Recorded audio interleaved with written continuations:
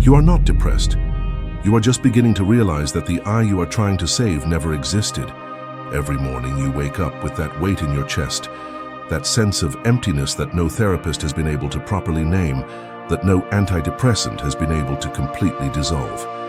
And you call this an illness, a chemical imbalance, an unresolved trauma. But the void you feel is not a hole in your chest.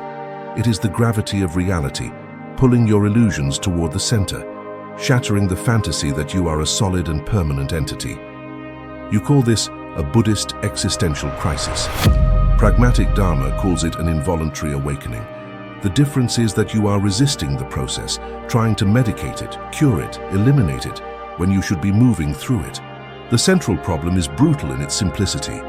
Modern civilization has built a multi-billion-dollar industry around the promise that you can fix the existential void. Palliative therapy that keeps you talking about traumas for years. Dopaminergic self-help that sells relief in 10 steps. Emotional medication that anesthetizes symptoms without touching the root. Toxic positivity that convinces you that good thoughts will cure the anguish of being no one.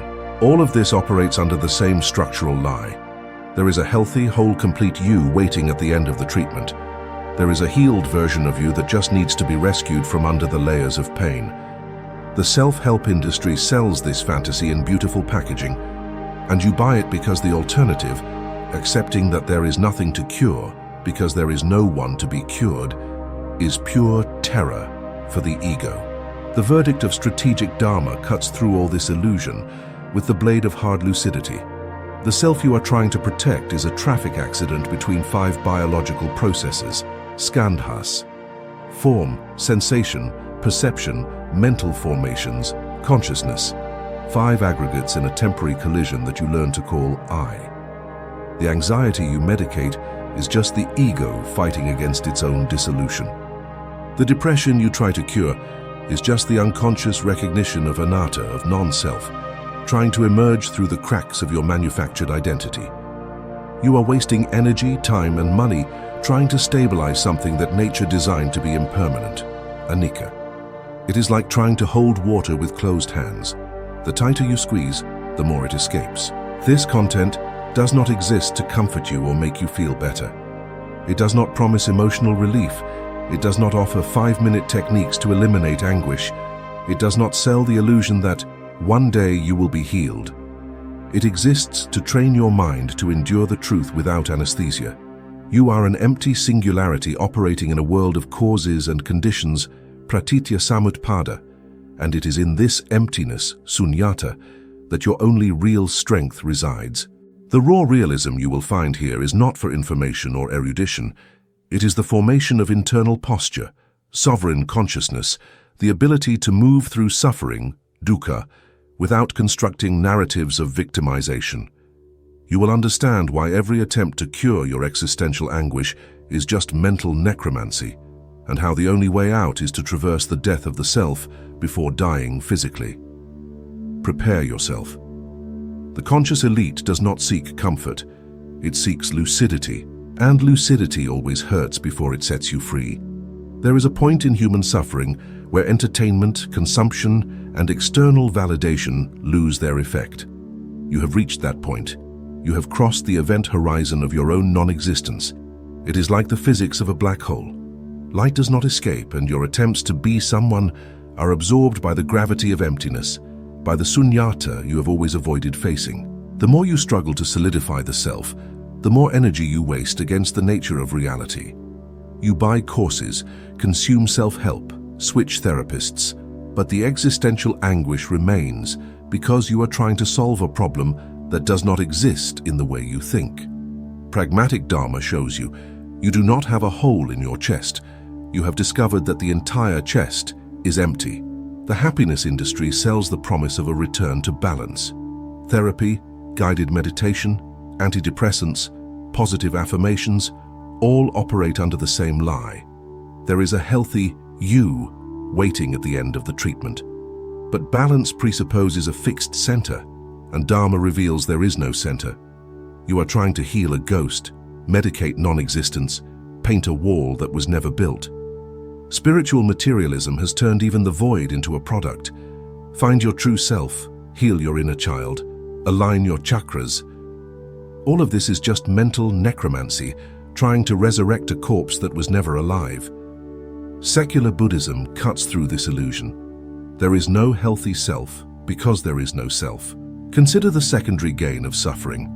Many prefer to be patients in eternal treatment than to be warriors facing the void. The search for a cure becomes an occupation, a sophisticated form of spiritual escape. You schedule sessions, read books, go on retreats, always projecting that one day you will reach a state of permanent peace. But that day never comes because you are using the healing journey as anesthesia against factual reality. You are anicca, impermanence in motion, not a fixed structure that can be repaired.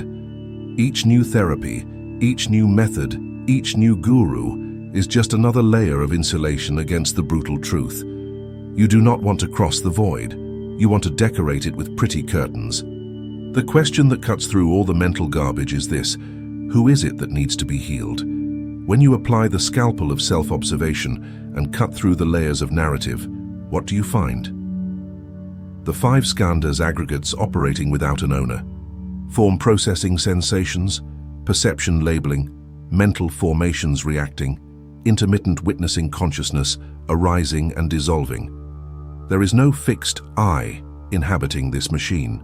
Suffering needs an owner to exist, and when you dismantle the self through radical disidentification, you discover you were trying to medicate something that never had substance. The event horizon you crossed is not the beginning of depression, it is the end of illusion. And this leads you to the only question that matters. If there is no one to be healed, what exactly are you trying to fix? What you call I is just 5 processes in temporary collision: form, sensation, perception, mental formations, and consciousness. It is not abstract philosophy, it is reverse engineering of your own non-existence. When you dismantle this structure through cognitive deconstruction, suffering loses its owner. It is like taking apart a computer. You separate the parts, examine each component, and realize there is no soul of the machine hidden somewhere. Philosophical Buddhism has operated this way for millennia. Identify the aggregates, observe them functioning, and discover that the I you defend is just a label pasted on top of automatic processes. Tibetan mental training calls this right view samadhi, seeing reality as it is, not as you want it to be. Form, rupa, is the hardware. Your body is not you. It is borrowed matter processing oxygen and minerals for a limited time. Treat physical pain as technical data. The hardware is under tension. There is no my pain. There is only form under pressure, cells reacting to stimuli, nerve endings firing electrical signals. When you remove the owner of the sensation, what remains? A passing phenomenon moving through a biological system. You are not suffering. There is suffering happening in an organism you temporarily inhabit. Buddhist phenomenology shows you this body will dissolve, it will rot, it will turn to dust. You are renting space in a structure with an expired expiration date. Sensation, Vedana, is the binary filter. Every experience is classified as good, bad, or neutral in milliseconds, even before conscious thought forms. It is here that the impulse to medicate, to seek toxic positivity, to flee from discomfort through the self-help industry is born. The training is to stop at the sensory impact before it turns into a narrative of suffering. When something unpleasant happens, sensation registers unpleasant. Period. But you add layers. This is horrible, this should never happen, I don't deserve this, my life is a tragedy. All of this is mental garbage added later. Vipassana teaches you to separate fact from fiction. Sensation is just sensation. The drama is optional. Perception, Sanya, is the labeler of lies. You do not see reality. You see labels that your memory projects based on past experiences and cultural conditioning. This is a failure. This is depression. This is injustice. Tear off the label and see what remains. Just phenomenal experience without a name, without a story, without prepackaged meaning. Mental formations, sankhara, are the drama factory.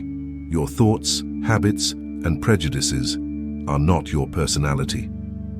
They are automatic impulses running on a loop. programming installed by the dependent origination, pratitya samutpada, of causes and conditions that you don't even remember anymore. Observe them like internet ads. Ignore without negotiating. And consciousness, vijnana.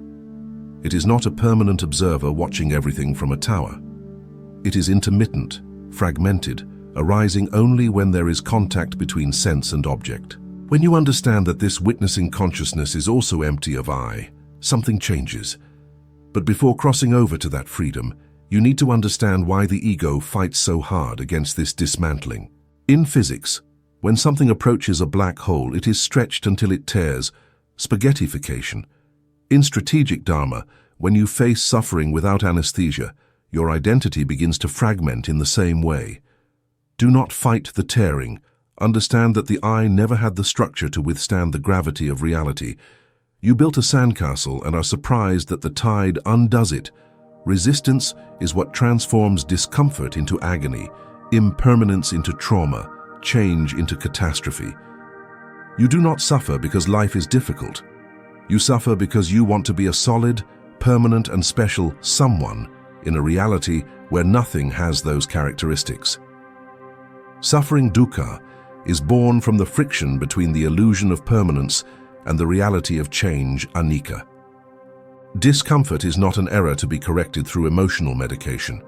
It is the weight of the mental gym, the training ground where consciousness strengthens. If you remove the weight through healing, the muscle of mindfulness never grows. See how it works. You feel anxiety.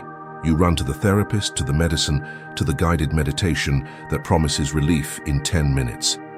The nervous system learns that discomfort is an emergency, that a bad sensation must be eliminated immediately.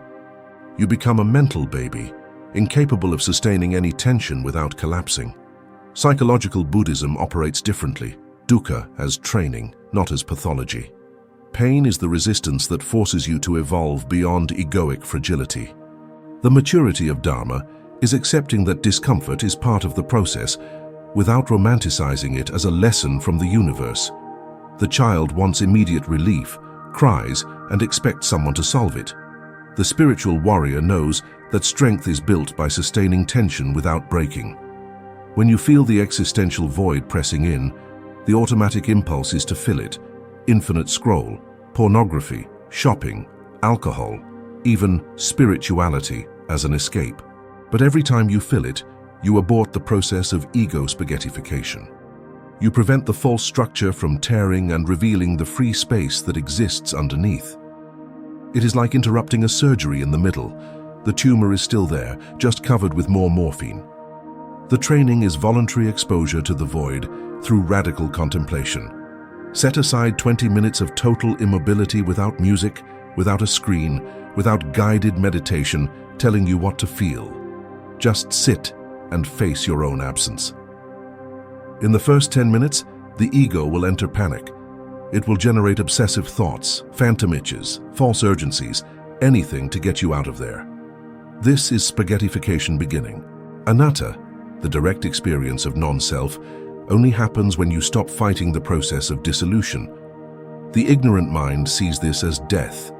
The trained mind sees it as renunciation, nekama, letting go of what was never yours. But to truly understand what happens when you stop resisting, you need to see what exists at the center of this dissolution. At the center of a black hole, the laws of ordinary physics collapse. Time, space, and matter lose their meaning. In the Dharma singularity, the laws of suffering samsara lose their effect in the same way. The void ceases to be a hole in your chest and becomes the infinite space where everything happens without destroying you. You have crossed the event horizon, traversed the spaghettification of the ego, and are now at the point where the old rules no longer work. Here the question, who is suffering, has no answer because there is no one to answer. The concept of anatta, the non-self, stops being Buddhist theory and becomes direct experience. If there is no fixed I, who is it that is feeling this pain? Suffering needs an owner to exist. It needs someone who identifies with the narrative, who says, "This is happening to me." Without the owner, pain is just a passing phenomenon moving through the empty space that you are. It is like a cloud crossing the sky. The sky does not suffer from the presence of the cloud. It does not need to be healed of it. The cloud simply passes. The ignorant mind of Vidya sees the absence of meaning as pathology, as a Buddhist existential crisis that needs to be medicated. The mind trained in prajna, in radical wisdom, sees the emptiness sunyata as freedom of form.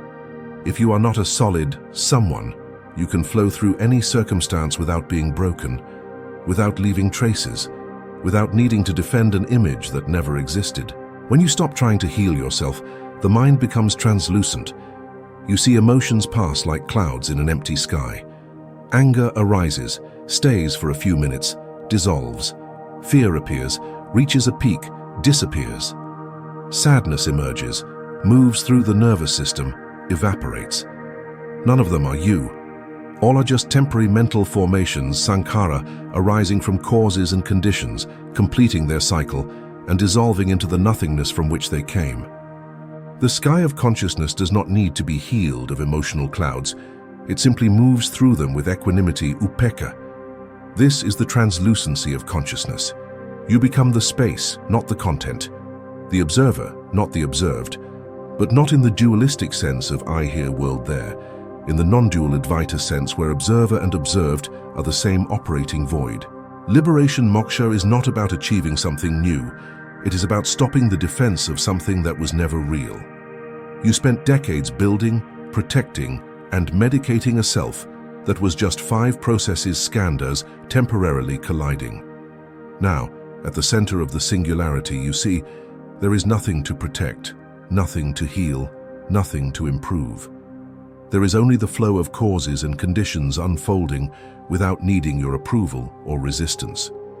Nirvana is not a place you reach after great effort. It is the cessation nirodha of the effort to be someone. When you stop struggling to solidify the ghost, what remains?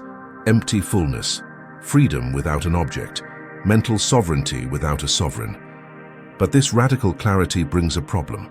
You still have to live in the world, deal with people, and make decisions. And it is here that most fall back into old narratives.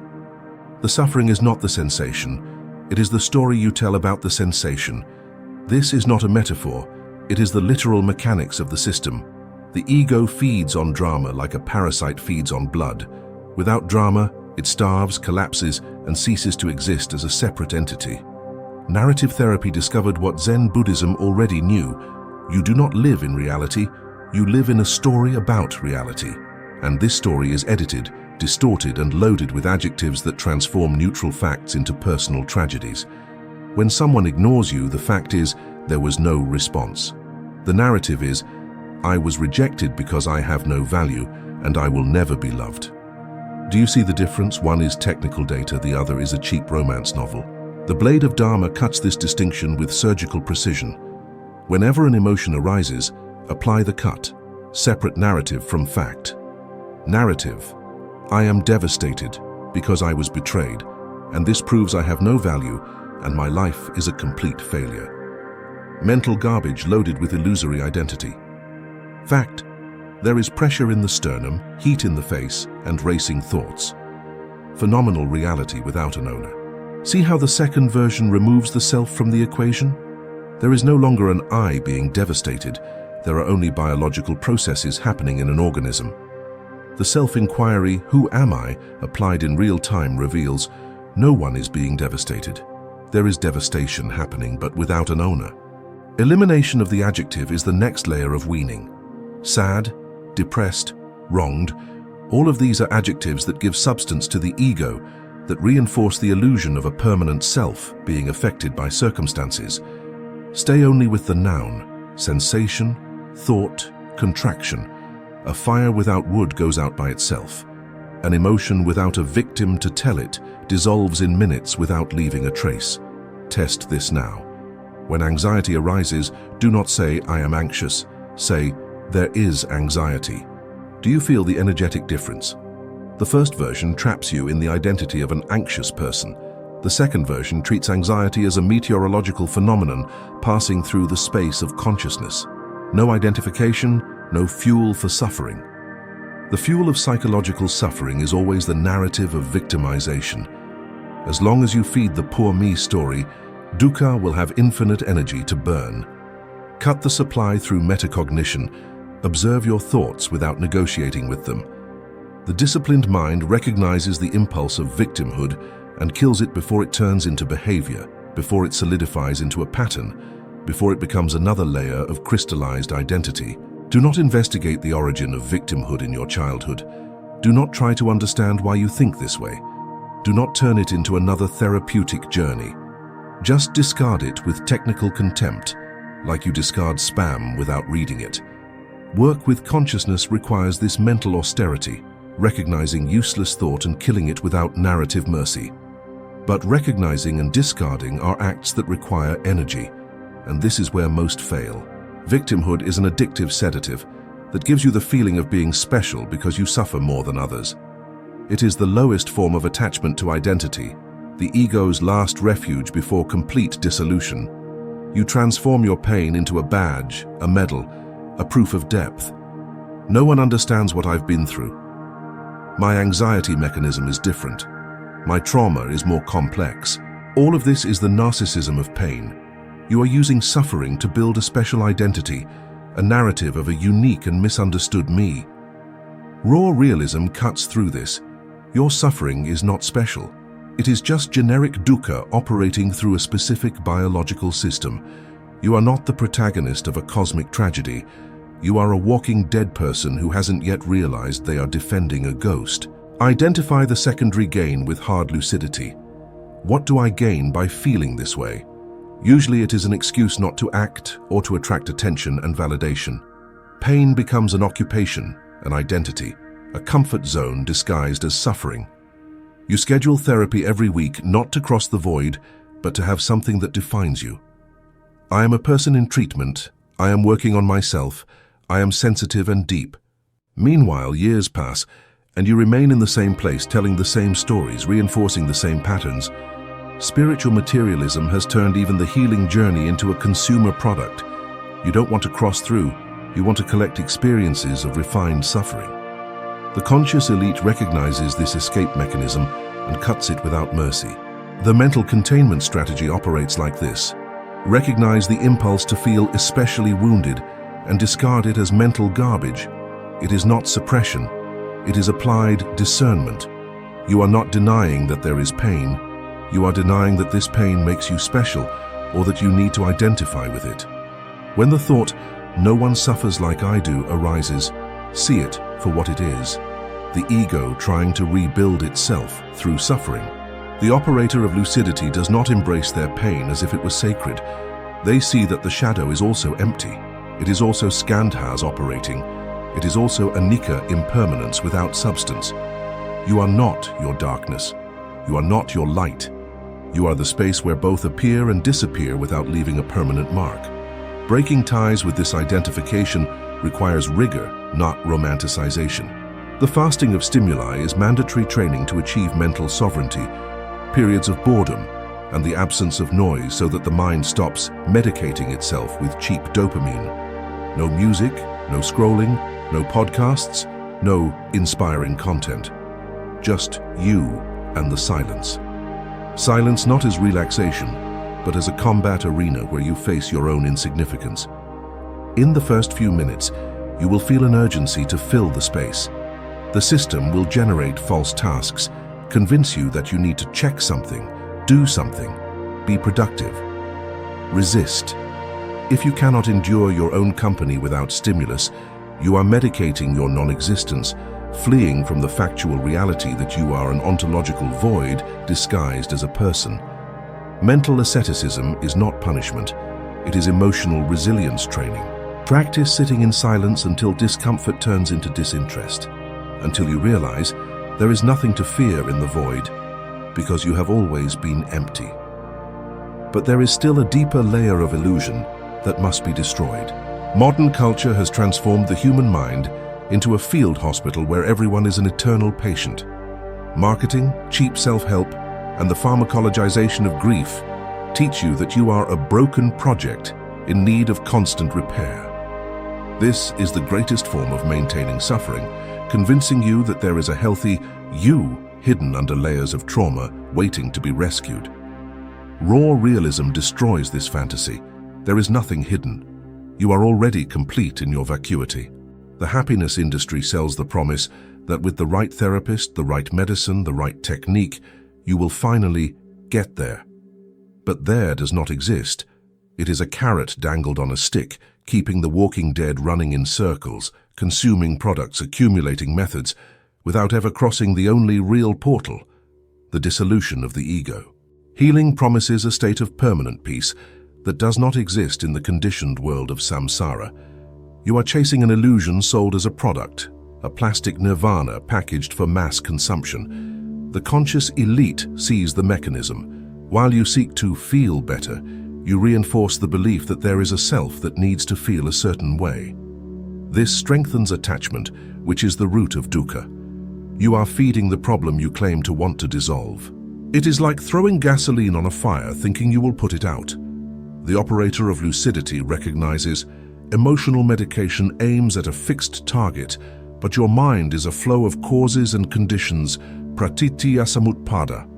When the medicine arrives, the you who was suffering has already given way to another moment of consciousness.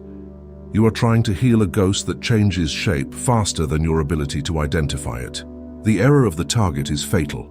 By seeking a cure, you reaffirm that the I is real and that it deserves not to suffer. This is maintenance of the ghost. You are engaging in mental necromancy, trying to resurrect and stabilize an identity that never had substance. Every therapy session that reinforces your personal story, every antidepressant that promises to restore your chemical balance, every spiritual retreat that sells reconnecting with your true self, all of it operates under the same structural lie. Hard lucidity cuts through. There is no true self waiting to be discovered. There is only the void Sunyata operating through 5 temporary aggregates skandhas. When you stop trying to fix what was never broken, when you stop medicating what was never a disease, something radical happens. But this requires breaking ties with the entire structure of beliefs that was sold to you since childhood. The only strategy that works is to stop trying to feel better and start seeing better. Clarity hurts because it burns the lies you told yourself to feel safe. I am a good person who deserves happiness. My suffering has a purpose. One day I will be healed and be whole. All lies. You are neither good nor bad.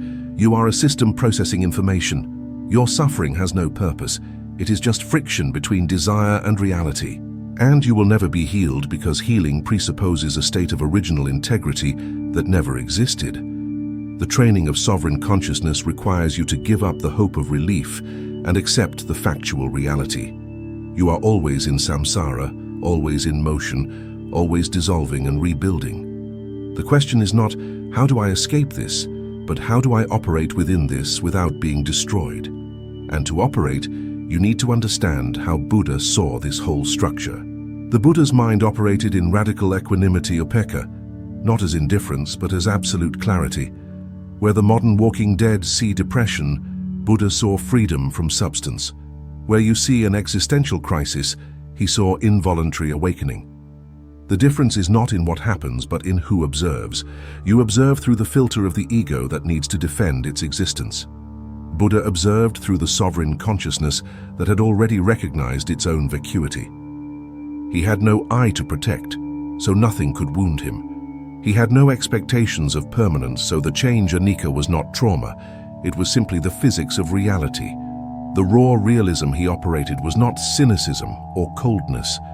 It was hard lucidity applied without narrative mercy. Things are as they are, not as you want them to be. The mental structure of Buddha saw 5 processes in collision skandhas, not a solid self. When someone insulted him, he did not think, I am being attacked. He observed, form receiving sound stimulus, sensation classifying it as unpleasant, perception labeling it as an insult.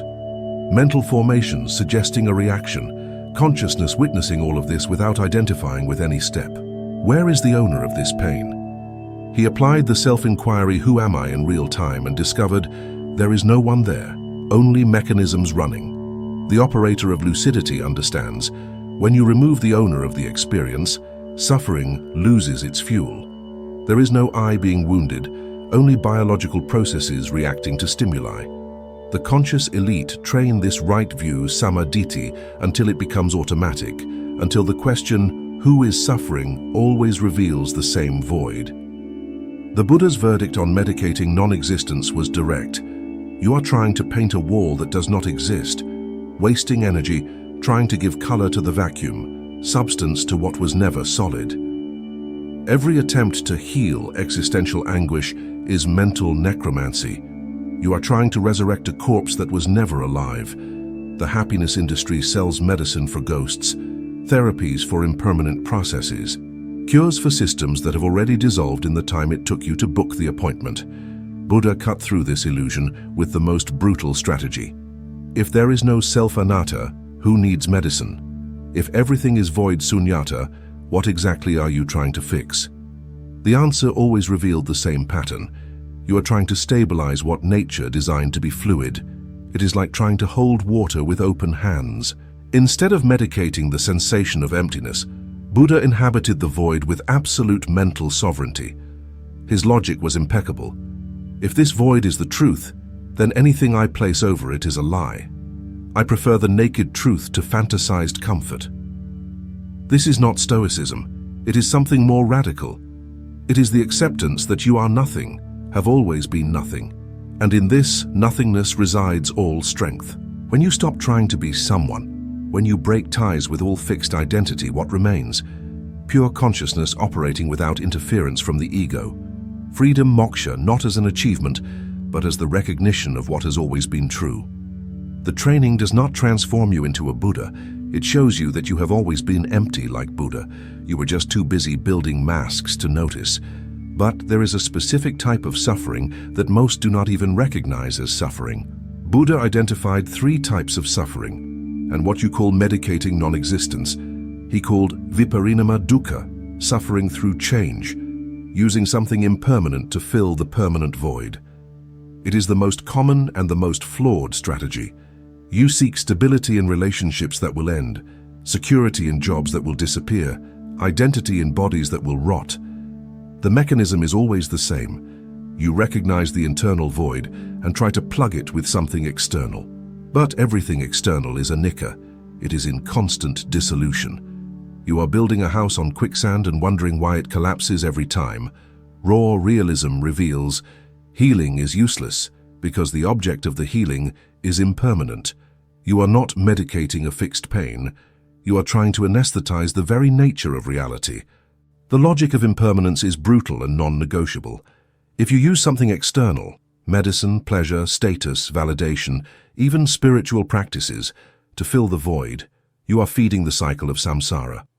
The object you use today to feel whole will dissolve tomorrow, and you will need another and another and another. It is chemical dependency applied to existence. You need increasingly larger doses of external stimulus to maintain the illusion that you are someone. The conscious elite sees the pattern. While you search outside, you reinforce the belief that the inside is insufficient. This is dependent origination, pratitya samutpada. Every attempt to fill the void creates more void, more desire, more suffering, dukkha. You are digging the hole deeper, thinking you are building a foundation. Ignorance avidya as the root means this. You are not medicating a real pain. You are trying to anesthetize the very nature of reality so you don't have to face it. It is spiritual escape disguised as inner work. You go to therapy so you don't have to see that the you who is in therapy is an illusion. You take medicine so you don't have to accept that the nervous system responds to causes and conditions, not to a self that deserves to feel good. You meditate to reach altered states, not to dissolve the ego that seeks those states. Buddha cut through this illusion. Everything you do to improve the self strengthens the belief in the self. You are feeding the problem you claim to want to cross. The operator of lucidity recognizes, as long as there is hope of one day healing myself, you are projecting into the future, avoiding the now, keeping yourself in the cycle. Transformation requires trading hope for radical presence. Hope is unstable, projects the future, and keeps you in a state of waiting, always arriving, never arrived. Presence brings you to the only reality that exists, this moment, with all its discomfort, with all its vacuity sunyata. Replace the verb heal with the verb see and watch what changes. How do I heal this anxiety becomes, what is this anxiety when I look without a narrative? The first question presupposes a sick self. The second question investigates the mechanism without assuming an owner. The end of reactionism happens when you train the mind to sustain the observation of pain until it disintegrates from a lack of egoic attention. It is not suppression, it is letting the fire burn without adding wood. Without a narrative, without an I suffering, pain lasts minutes and dissolves. With a narrative, you can suffer from the same thing for decades. The choice is yours. Continue feeding the ghost or let it starve to death. But when you finally stop feeding it, when you completely cross the cycle of dissolution, what remains on the other side? The void that was once loneliness is now perceived as freedom of movement. If there is nothing fixed, you are not stuck to anything. This is the final transformation the conscious elite undergoes, the complete existential reframe. When you dismantle the aggregate skandhas through rigorous training, the self dies. And when the self dies, who is left to feel fear? Who is left to be medicated? No one. And in the nothingness, you finally find the strength you always sought outside. It is not willpower. It is not emotional resilience built through affirmations. It is naked mental sovereignty, sovereign consciousness operating without the interference of the ego that needs to defend, justify, or prove itself. You become the space through which everything passes, invulnerable not because you built armor, but because there is no longer anyone there to be wounded. Radical presence replaces the search for relief. The individual stops fighting against life and begins to operate within it with hard lucidity. There is no longer a need for emotional medication because there is no longer anyone needing to be relieved. When anxiety arises, there is no anxious me, there is only the nervous system responding to stimuli. When sadness appears, there is no sad victim. There are only sensations crossing the empty space of consciousness. The operator of lucidity sees each emotion as a passing cloud, observes, recognizes, lets it pass, without attachment, without rejection, without the compulsion to transform everything into a personal narrative. This is not indifference. It is equanimity upekkha. The difference between the walking dead and the awakened consciousness is not in what happens, but in who observes. One sees personal drama, the other sees impersonal processes. The strategy that emerges from this clarity is brutal in its simplicity. You stop trying to be someone and accept being nothing. You stop defending positions that were never yours, merely cultural programming installed without your consent. You stop seeking external validation because you recognize there is no internal self to be validated. Breaking ties with all fixed identity does not leave you empty in a negative way. It leaves you free in an operational way. You can take on whatever role the moment requires without believing you are that role. You can be a father without being a father. You can work without being a worker. You can love without being a lover. Identity becomes a tool, not a prison. Raw realism shows you were always an actor. You were just confusing the role with the person. The void stops being a whole and becomes free space to operate. You are not a thing trying to survive in a hostile world. You are the space where life happens, where thoughts arise and dissolve, where emotions appear and disappear, where circumstances change without destroying you. This is the only real cure, and it is not a cure in the sense the happiness industry sells. There is no broken before and fixed after. There is only the recognition that you were never broken because you were never a solid thing that could break. You were always void sunyata, always anatta, always impermanence anicca in motion. The difference now is that you stop resisting this truth and begin to inhabit it with mental sovereignty. The training did not give you something new. It merely removed the layers of illusion that hid what was always obvious. You are nothing, and in this nothingness resides all the freedom moksha you always sought in the wrong places. What you called existential depression was merely the collapse of illusion. The void that haunted you was not your enemy. It was the truth trying to reveal itself through your resistance.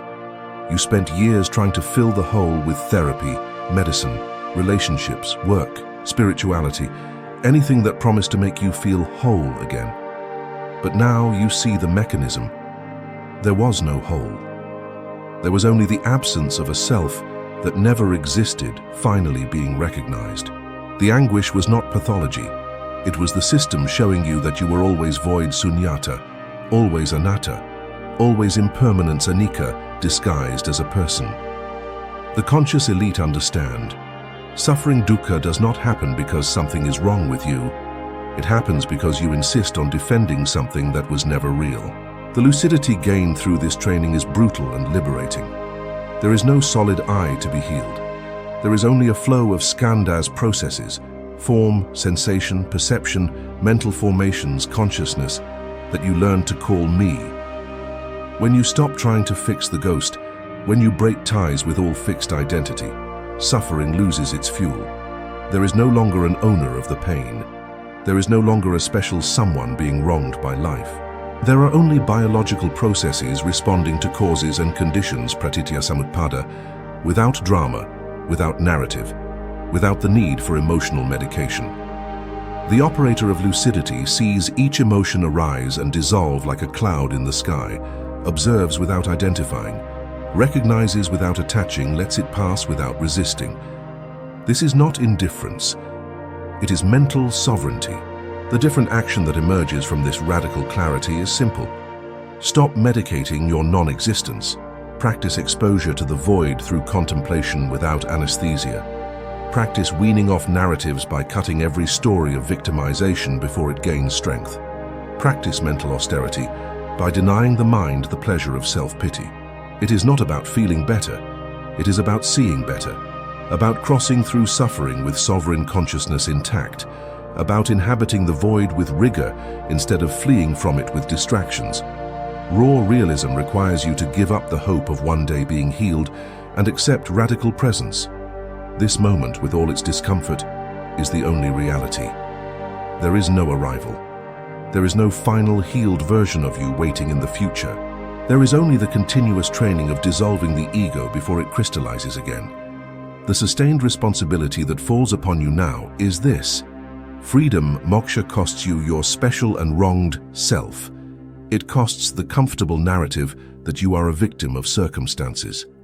It costs the identity of a person in suffering that gave you purpose and attention. Are you willing to pay that price? If so, cross the event horizon completely. Go through the spaghettification of the ego without aborting the process. Inhabit the singularity where the laws of suffering samsara collapse. On the other side, there is no relief. There is no permanent state of peace waiting. There is only consciousness operating without interference, hard lucidity without filters, mental sovereignty without an owner. The void is not your enemy. It is your throne. Sit on it, or continue fleeing from a ghost that never had substance. If you made it this far, it was not by accident. Your ego is fighting these words because they threaten its existence. Good. Let it fight. Meanwhile, keep training. Keep dismantling the aggregate skandhas. Keep crossing the void without filling it. Keep cutting victimization narratives before they become behavior. The conscious elite does not stop at intellectual understanding. It applies pragmatic Dharma as a mental survival strategy. Subscribe for more raw consciousness training, without romanticization, without spiritual anesthesia. Turn on notifications, because this channel does not exist to make you feel good. It exists to make you see. It exists to form operators of lucidity who cross through suffering instead of medicating it. It exists for the minority that prefers the naked truth to fantasized comfort. The void is here. The choice is yours. Inhabit it with mental sovereignty or continue wasting energy trying to fill what was never a hole.